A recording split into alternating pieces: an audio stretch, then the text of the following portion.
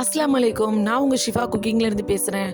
இன்றைக்கி நம்ம என்ன ரெசிபி பார்க்க போகிறோன்னா, எப்போவும் ரெகுலராக பண்ணுற பிரெட் ஆம்லெட் இல்லாமல் மட்டனை வச்சு ஒரு பிரெட் ஆம்லெட்.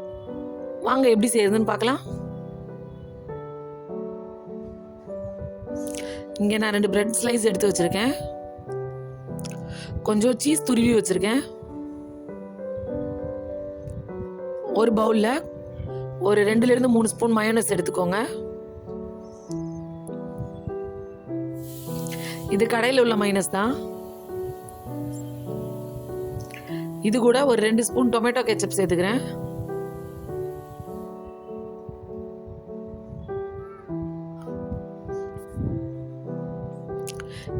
அப்புறம் 1 ஸ்பூன் சில்லி ஃப்ளேக்ஸ் சேர்த்துக்கிறேன். இப்போ இதெல்லாத்தையும் நல்லா மிக்ஸ் பண்ணி வச்சுக்கோங்க. ஒரு சூப்பரான ஸ்பைசி மைனஸ் ரெடி பண்ணியாச்சு.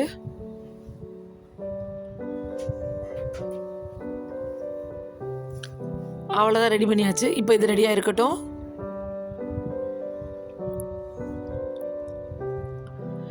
நான் குழம்புல இருந்த மட்டன் பீசஸ் எடுத்து இந்த மாதிரி பிச்சு வச்சுருக்கேன்.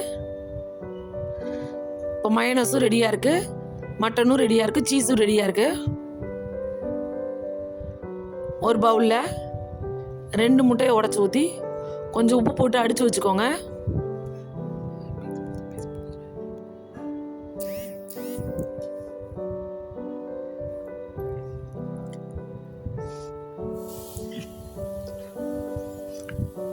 நிறைய பேர் என்னோட சேனலை சப்ஸ்கிரைப் பண்ணாமல் பார்த்துட்ருக்கீங்க.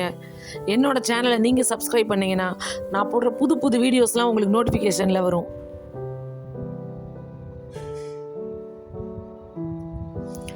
இங்கே நான் ஒரு பேனில் ஒரு ஸ்பூன் எண்ணெய் சேர்த்துருக்கேன். எண்ணெயை ஃபுல்லாக ஸ்ப்ரெட் பண்ணி விட்டுறேன். எண்ணெய் எல்லா பக்கமும் வந்துருச்சு பார்த்தீங்களா. இப்போ நம்ம வச்சுருக்க முட்டையை இந்த பேன் ஃபுல்லாக கவர் ஆகிற மாதிரி ஃபுல்லாக ஊற்றிக்கோங்க.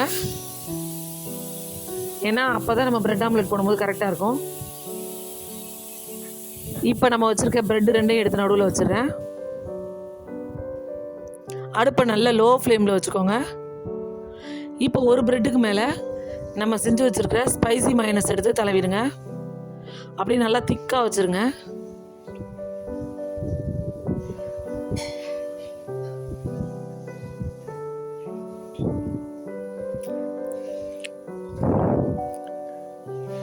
இப்போ இன்னொரு பக்கத்தில் நம்ம துருவி வச்சுருக்க சீஸை ஃபுல்லாக வச்சுக்கோங்க.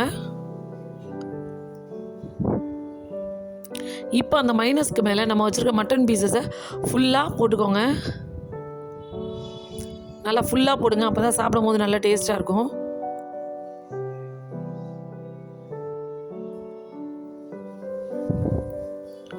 இப்போ மீதி இருக்கிற சீஸை அந்த மட்டன் மேலேயே வச்சுக்கிறேன்.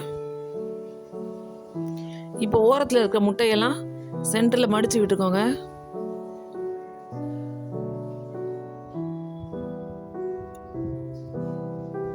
இப்போ நம்மளோட ப்ரெட்டை அப்படியே மடிச்சிருங்க. அவ்வளோதான். இப்போ அப்படியே நல்லா லோ ஃப்ளேம்லேயே 2 பக்கம் நல்லா திருப்பி போடுங்க. ஏன்னா நடுவில் இருக்க சீஸ்லாம் நல்லா மெல்ட் ஆகி அந்த மட்டனோட சேரணும்.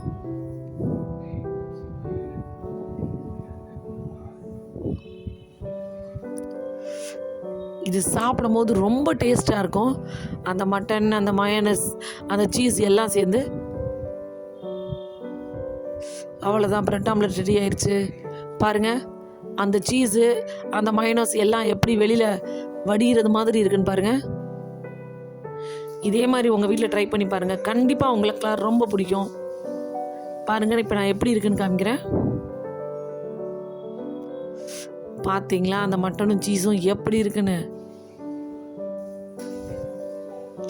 நீங்களும் ட்ரை பண்ணி பார்த்துட்டு எப்படி இருந்துச்சுன்னு எனக்கு கமெண்டில் சொல்லுங்கள்.